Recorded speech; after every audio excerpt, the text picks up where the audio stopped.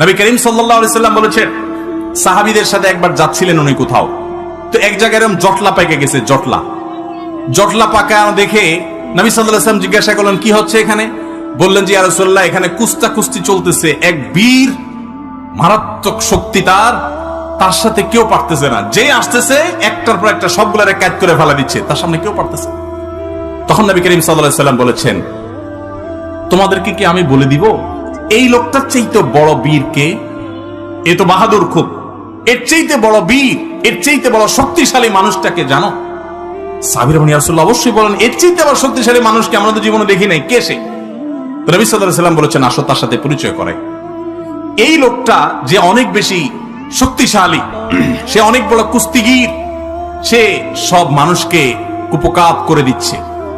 এর চাইতেও বেশি শক্তিশালী, এর চাইতেও বড় বীর, বড় বাহাদুর হলো সে, যার মাথা যখন চরম রাগান্বিত হয়, মাথা যখন রক্ত যখন লাল হয়ে গরম হয়ে যায়, মাথা যখন তার হট হয়ে যায়, এই গরম হওয়ার পর, রাগ উঠার পর, চরম রাগের মধ্যেও যে নিজেকে ধরে রাখতে পারে, কন্ট্রোল করতে পারে, ডিলার মতো ছেড়ে দেয় না রাগ, যেখানে সেখানে যা তা করে পরে বেজ্জত হয় না, মুখ ছোট হয় না, নিজেকে যে নিয়ন্ত্রণ করতে পারে, এই লোকটা হলো এই কুস্তিগীর লোকদের চাইতে বড় বীর।